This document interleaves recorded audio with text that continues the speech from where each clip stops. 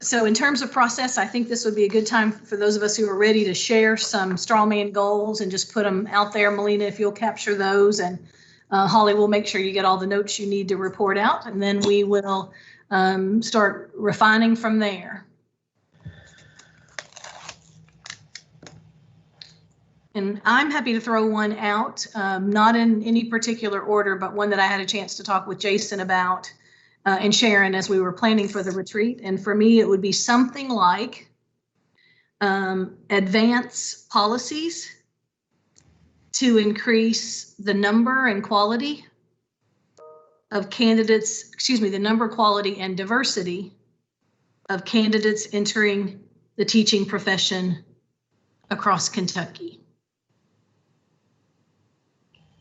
And obviously contained therein is a desire for policy that support our aggressive, what would be aggressive minority recruitment programs and other kinds of support to be determined to ensure that we address the waning teacher pipeline sooner rather than later.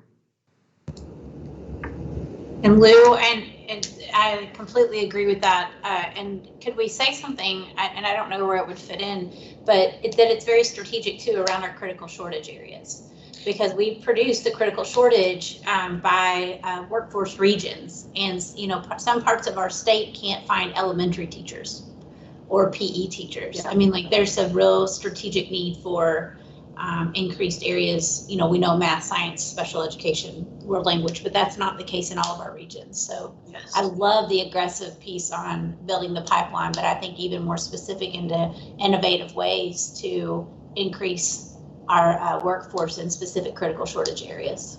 Yeah, I'm happy for that friendly amendment, Amanda. Definitely anything, because my notion is too that we know that there's not just a looming teacher shortage in Kentucky, there is an existing one. So, yes. So yes, you heard me right. Urgent, aggressive efforts and the policies that it will take for us to do that. Right now, I would say we are way too thin on policy support for that kind of an effort. Yes, and I think we're thin on collaboration too, quite honestly, with some innovative partnerships. Agreed. There's some work to be done. I wonder, Madam Chair, just as to support the group, Melina, if you're taking notes, if you could share your screen so they can see the suggested goals as they're put up, and we can sort of modify those on the fly. Yeah, and we could try some of the modification in the chat feature too, if that makes things a little bit more streamlined. I'll give it a shot when I see what you come up with, Melina. Thank you. All right, so there's a straw man toss out. Who has another one you'd like us to Claire? I'm just thinking of Senate Bill 158 and some of the turnaround team providers that will help with those schools. To me, that might be an area that we need to really have solidly in place before we really have to utilize them. So this seems like a really good time to try to develop what we expect those teams to look like. And I haven't thought about language. I'm that's just my thought of a direction to go. Okay, so something related to Senate Bill 158 and what? Which element? Some of the turnaround teams okay. That would be assisting schools that need assistance. I know we're supposed to have a list of providers, and that KDE can also provide services as well. Okay.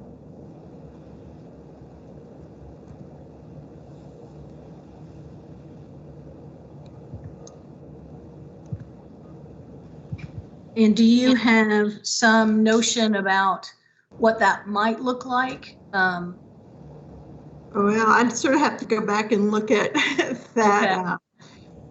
What if we went a little broader on that and talked something about a goal for, kind of thoughtful implementation and working through the details on Senate Bill 158? Mm-hmm. Because I think it incorporates so many different things. I think there's a lot of area that we need to address.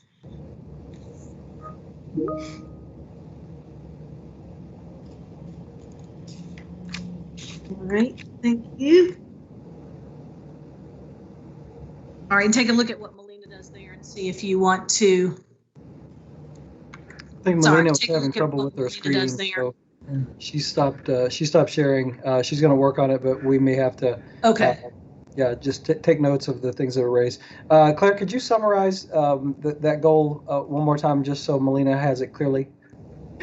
I'm sorry, I don't really have a clear statement of a goal. I'm just going back to my memory of Senate Bill 158 and the breadth of what it references some of the turnaround people who could be used to come in. I think KDE is supposed to have a list of providers who would offer services to schools who are identified for turnaround. And I think we need to figure out who we're putting on those lists, you know, what really qualifies them to provide their services.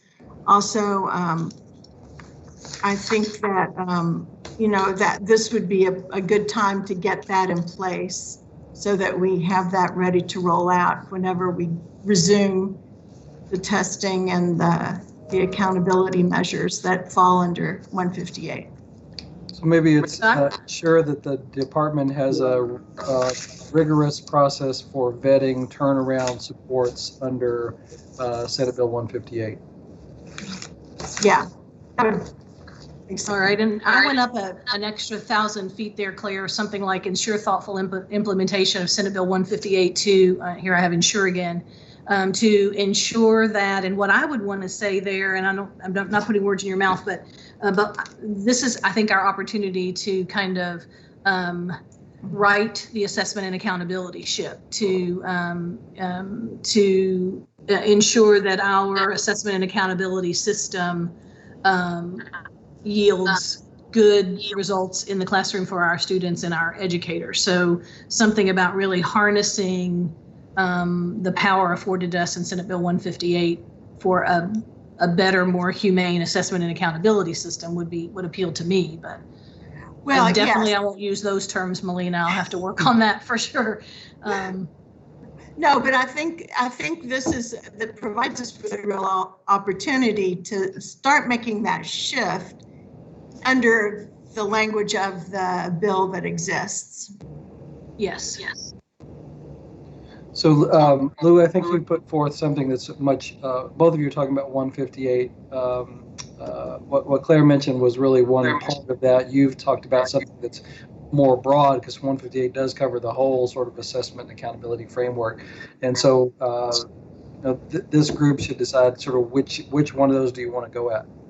You're going to have to do both. Yeah. Both. Or both, yeah. Sure. Yeah.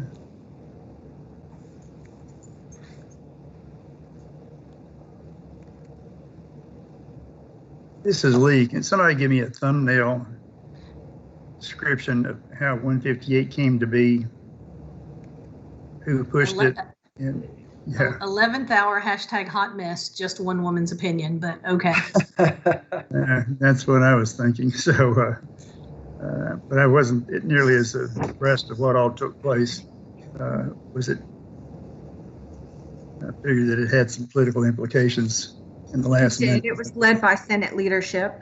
That's right. Yes, to really look at accountability. I'm not sure if Tracy's with us or not, but look at accountability and then also turnaround teams. So those were the two big aspects of that legislation. Did it have a recommendation for accountability, or just said do something different? It's taking out. So it actually altered. If you remember, OTL at the August meeting brought forward minimum high school graduation requirements. So it actually altered some of the graduation requirements as well. The indicator, no, not the. All of them. All, yes. It's pretty much it changed. The qualifiers. Thank you. I was looking for qualifiers. Yes. So it did multiple things. So are we required to march with that? Is that what we have Yes. to deal with? Yeah. Persuaded, yeah.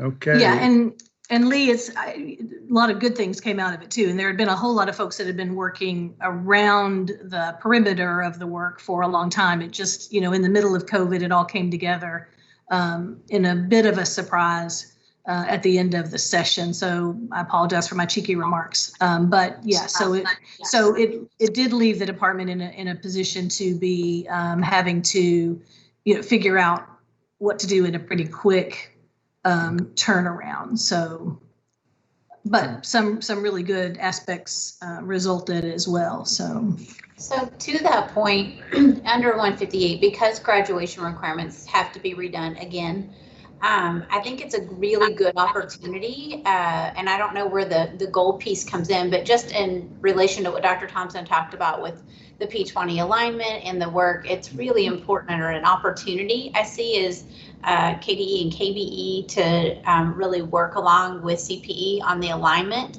of what's expected with academic readiness and college admission with the graduation requirement. Not that it has to be a perfect alignment, but I do think there should be some commonalities because some things are outdated, and some things that were in the previous law, we're moving efforts in the right place to provide students options depending on whatever they chose to do with their decisions after high school graduation. But the ultimate goal was to make sure that their diploma and their skill set and dispositions, as we've talked about earlier today, suited them to either enter the workforce, go and obtain credentials, or associates or bachelor's, or whatever they would choose to do, that there were tools in the toolbox. That was the intention. And now I think it's a really good opportunity for us to work together to really have some common expectations for the students, regardless where they go, because we have the opportunity to work with KCTCS and all the community colleges and many of the trades that we were talking about earlier. I believe Joanne was speaking about, that many of our credentialed professionals in certain areas we're desperate for, and so how do we equip students to help enter that successfully? And so anyway, it may be a goal, but you still have to approve the graduation requirements. It's something that has to be done this year because our poor sophomores and juniors are, well, really sophomores, freshmen and sophomores are kind of in a weird place. It's really hard to schedule folks when you don't really have clear minimum requirements. And SB 158 also took away the option of using assessment for one of your graduation requirements. You cannot use an assessment. So many of our districts had used, if you're college ready, you have to have something else on top of the minimum requirements. And our minimum requirements were pretty pitiful before. It was seat time. There was no meaning for it. So my hope is that we can engage in conversation or collaborate within the next 9 months, because it has to be done anyway to really make it meaningful. And to, I forgot the gentleman who was presenting on NASB's behalf. Hull. Thank you. Him talking about including the folks early on and in the process, it would do us all a great service to include our leadership in the Senate and the House, because they are very interested in graduation requirements and are very sensitive to those. So I think it could be really good work and great collaborative work. So especially in a short amount of time. And on the heels of that, Claire, with your permission, if we go with at least 1,000-foot view there around thoughtful implementation of Senate Bill 158 and developing the kind of broad-based coalition that Amanda just described, then I think, Lee, we have an opportunity to get the best out of that piece of legislation as we move forward with the fingerprints of this board on that thoughtful implementation. I'm all for that. Okay. I think that would be ideal. When I was talking about turnaround teams, I was trying to make it as narrow as possible in case that was more the direction that we were thinking for this particular. I like the other. Okay. Oh, excellent. Excellent. Lou, I missed part of this. I was taking a tour through the internet with my two computers to try to get back in, but I may have missed something. When I was on CPE in early days when P16 was talked a lot about, my primary disappointment with that is it never really seemed to get connected because you had two groups, you said, talk to each other. Yep. I really have high hopes for P20 because I think it is what needs to be done. And taking the commissioner's bit of a warning about timeliness, I think you got to set goals that you can hit. But if there's a way to start tying to that P20 effort in the way you're maybe talking about to satisfy parts of 158, that would be something we would be different. And I think it's got some backbone to it, and especially with the addition of I get your name wrong. It's not Allison. It's I see you sitting in my group picture in the top right-hand corner, but you just left the department and went over to CPE. Oh, Amanda. Amanda. Yeah, I'm sorry, Amanda. It's my top right corner. Yeah, but with Amanda's addition over there, and with Aaron sitting in on all of our meetings as he has done, and talking about, we even doing our interview session with the commissioner, I think that there's a real win there that can, and the thing I like about it is it addresses. Aaron jumped on me once because I said not everybody needed to go to college, and but I do like the choices that students have, and I think that the commissioner mentioned layering or something. There's got to be another route for students who choose to go at one level that can go, so they can go to the next to the next. So anyway, that P20 thing I think has got to be somewhere in the mix. Absolutely, that's the goal. And another, thank you for that. Yeah, and I want to capture P20 pipeline synergy, whatever that looks like, either in the Senate Bill 158 goal, Jennifer, or in a separate goal unto itself too, because these partnerships, I think, are the fuel for the engine that we have in mind to create as a team. So thank you for that. And then I would also make sure that this may be a little bit too mission-y, but we have talked a lot about creating those conditions where every learner's needs are met. So if we can get a goal that captures what we talked about this morning around every learner, whole child, that real idea that we're about something bigger than just courses on a transcript by the time they exit high school. For me, that would look like a portrait of a graduate with real clarity around knowledge, skills, and dispositions of every learner at every transition point. End of primary, end of intermediate, end of middle, end of high, on to post-secondary and beyond, for me, are the 6 transition points there. But that we would strive for clarity around the knowledge, skills, and dispositions that we expect of every Kentucky learner, and therefore the learning experiences and environments where those things thrive. Ooh, that was a lot of words. It was a lot, but it also makes me think it ties into the P20 connection when you're thinking about what are the skills, knowledge, and disposition at every transition point. Yeah. Right. In a P20 system. Yeah, and that we would get really clear on the knowledge, skills, and dispositions. It's not just about the knowledge anymore. We've had a little bit of that arm wrestling when it came to the social studies standards. It's not knowledge or skills and dispositions. It's yes and yes and yes. Knowledge, skills, and dispositions that we want of that whole child at every transition point. I like it. And I think this is Alice. Goes in oh, I'm sorry. That's okay. We're on the same topic, by the way. Just 10 minutes. Oh, go, Allison, go. I just wanted to say that you've got your literacy people in this one group, and I'd love to see some kind of goal around literacy. It's a huge issue in our state. I've got something kind of started here. I'll throw it out. Okay. You guys jump in and reword anywhere you need to. Of course, in collaboration with CPE and our post-secondary institutions because of our pre-service teachers, but provide an explicit training for all K-3 pre-service and current teachers on the process of reading instruction that includes the 5 main components of literacy: the phonemic awareness, phonetics, decoding, comprehension, fluency, so that basically in the long run that our reading gaps scores would lessen. So somehow putting all that into better words, but we've got to focus on the literacy big time.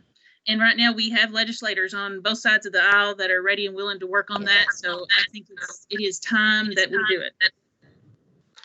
All right, again, I think you were doing what Claire was trying to do, and to be a level of granularity there that I think is really helpful. I wonder if a friendly amendment might be around professional learning to include an emphasis on literacy, but also cultural competence and other kind of unconscious bias and anti-racism. So a really powerful, aligned professional learning platform that that encompasses our key values, I think. And are you just talking about professional learning, or are you talking about professional learning and teacher preparation? Yes. Okay. Both. Both. I want it all. We know. Both. Yes, we need both. But I agree with Allison. I mean, I think I do love that goal and think it needs to be articulated somewhere. I don't mind making it bigger because I do think we need multiple kinds of professional learning, but I totally agree with that. So in terms of the way the goal unfolds, Jason, I think it is and that we would be charging the agency with developing the resources, support, and communication pipelines for a focused professional learning and pre-service learning agenda around these key things. I mean, otherwise, you know, we're talking, if we're mandating it out to school districts, we're talking about a lot of money, and I know I'm too much in the weeds, but definitely an agency focus around this kind of professional learning and resources. Yeah, I think, well, let's don't get hung up on the details. I think you want to work at the concept level now. We're going to have to bring back to you, you know, here's what you could do through regulatory changes. Here's what we could do through licensure changes. So we'll have to come back and say, you know, here are some ideas on how you operationalize this idea, this concept. Earlier today, Oh, I'm sorry, Dr. Todd, go ahead. No, I was just saying that I like the fact that they had the strengthening of our teachers in one of the comments, and someone else came back and said that we ought to maybe state that we want to utilize what they have. Well, I totally agree with that and respect what they have, but here's some areas that we're going to try to be different, and I guess I'm afraid that they won't allow the time for the teachers to be able to get the professional development that they need to take on some of these new things. We're talking a lot of personalized learning and things of that nature that are going to be time consuming, and I don't want to see that loaded on people without giving them an opportunity to be able to, you know, pick up the best practices some way or the other. Oh, I totally agree, Dr. Todd, that our professional learning, it needs to be well developed and thorough and thought through before enforcing it on our teachers. We do have requirements of PD every year. I know I talked with Dr. Glass about this on our one-on-one session, that a lot of times it's more of a sit and get, and just to be able to check off the box and get your time in. And I gave him a good example that, you know, one year I spent 3 entire days working on social studies curriculum when I was an emotional behavior disorder teacher. I didn't teach social studies, but I spent 3 entire days on it just so that they could mark down that I got the hours in. But I also agree that you don't want to put something out like this because it's so important without making sure it is exactly what we want first, because then we also know those times when it's pushed on people and it gets swept under the rug because it really wasn't what we wanted in the long run. So I definitely agree. And Jennifer, I think you had a comment. Oh, I was going to have Melina tell us where we stood kind of in terms of our goals. I think we have 3 strong, maybe 4. Are we to 4 goals at this point? You'll have to forgive me. My internet is going in and out, but I think I have 4 so far. Okay. I've got the P20 alignment, the thoughtful implementations on SB 150, and then the last 2 that were listed, I've got pieces of them. So who's going to tell me what I'm supposed to say?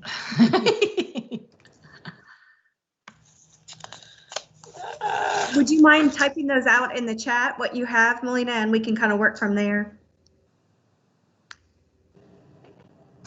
I will do it right now. Thanks. You know, Allison, and what you were just sharing, it really reminds me that maybe we need to be more strategic on using the terms professional learning as opposed to professional development, because that's what we're really talking about, is this ongoing learning and a system of intentional learning for our teachers, as opposed to that sit and get, which is part of professional learning. It's just one component, right? So absolutely. I tried changing my word usage a couple of years ago to professional learning, and it definitely changes the mindset when you do that. And so, and if we can agree on a term like professional learning for pre-service and practicing teachers, then I think we bridge the gap a little bit. I think you're right.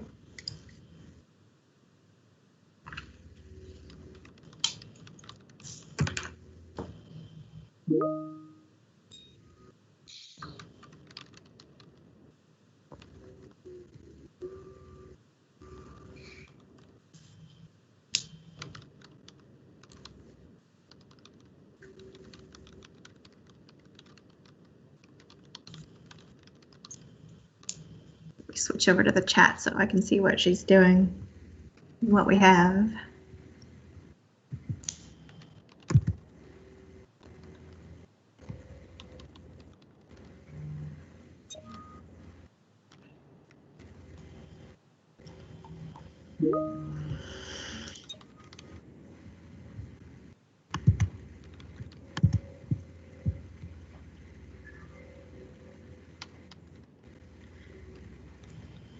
Knowledge, skills, dispositions around every Kentucky learner at each transition point in a continuous P20 system, I think is kind of how we had elaborated that.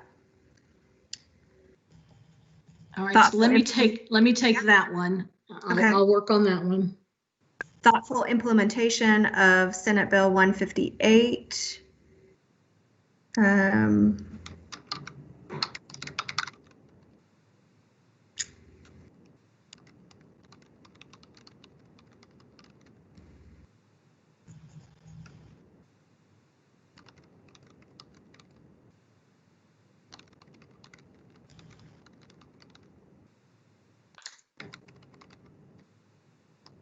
Then I have a note about creating conditions where the needs of all learners are met. Was that a separate goal that you all had, or am I imagining that? I think that's in my, Yeah, Lou brought that up a while ago. I think that's a great idea. P21, yeah. Okay.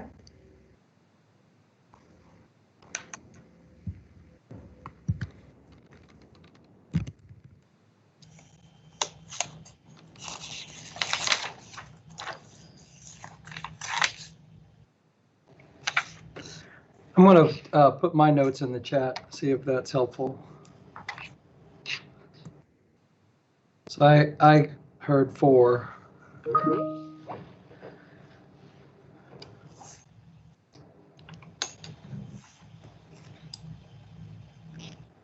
Put in place supports and regulations designed to diversify the educator workforce, ensure a thoughtful implementation of SB 158, create a P20 council for the state to include the creation of a portrait of a graduate at key transition points, and put in place quality professional learning opportunities for Kentucky educators, including the science of reading and equity anti-racism.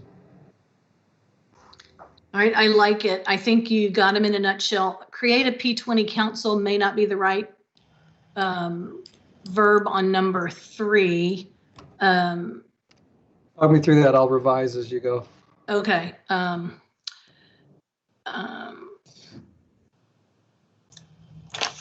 So on diversification of the educator workforce, yes, but I also think I want to, the other 2 parts of that, which are the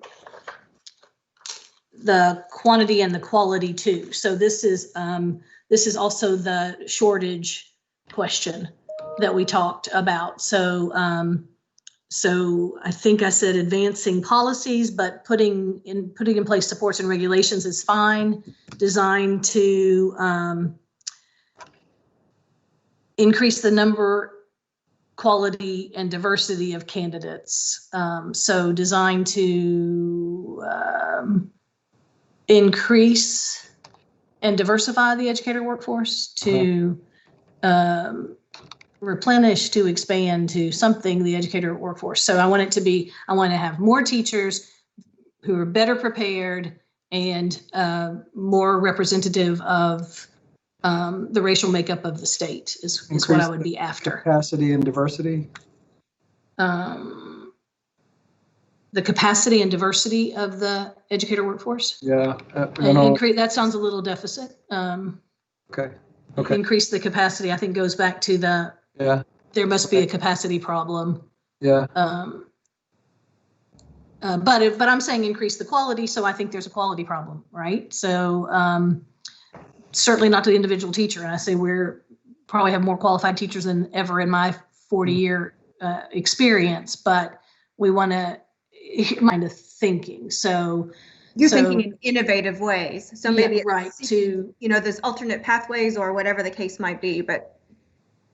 Yeah, I wouldn't even tell you, wouldn't even pretend to know what the objectives and planks in that platform look like. So, but yeah, innovative approaches to ensure that we have enough teachers who are well qualified and represent the racial makeup of the state. So, yeah, I had even said in one of my things that we were working on with the P20 stuff is increasing and improving the quality and competencies of a diverse teaching workforce.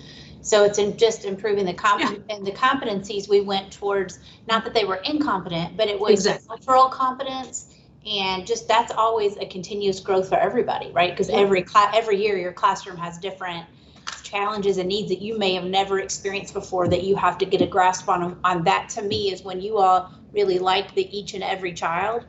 That's how we build our competencies when we don't know how to handle this situation or, we've never experienced this type of challenge, then we have to build our skill set, right, on meeting those individual needs. So, and when I talk about quality, one of the ways we defined it is the teachers who have the skills and knowledge to understand and instruct academic standards at the appropriate rigorous level for each grade and the cultural awareness of student needs. And so we just like to really get into that continuous improvement because it's a hard job and it changes. Read me your first one again, and if the word more diverse can go in there, I think you've sold me. Read it to me the first. Okay, so what I had, my first statement was increasing and improving the quality and competencies of a diverse teaching workforce. So if we said of more diverse teacher workforce or increasingly diverse teacher workforce or something, just I don't want to lose the minority recruitment effort in that. Yeah. That works for me. And just to note, the other group has already they've left for their break. So we're back at 2. I'm just letting you know. Here's a stab at the revisions I've heard. Wait, can I interject one thing? And I know this is different, but like the science of reading, can we tweak that a little bit? Because which science are you talking about? That word is just thrown around everywhere. Mm-hmm. Maybe just including research-based literacy, literacy, something. What do you think, Allison? Or the processes of reading. Yeah, I think that would work. Those 5 components are the most important thing. Yeah, that we include all of those. So I think that may summarize science of reading. Okay. How about including the 5 research-based components of reading? Perfect. Perfect. Thank you. Comma, and the rest of it too. Yeah. Right. And equity / anti-racism. Yes. Yeah. Just instead of science of reading. Okay. Here's the latest. Will I be able to still read this in the chat? Start memorizing Bloodworth. Definitely, maybe. It's possible. Jason will text it or email it to you if not. Okay, so here's our latest.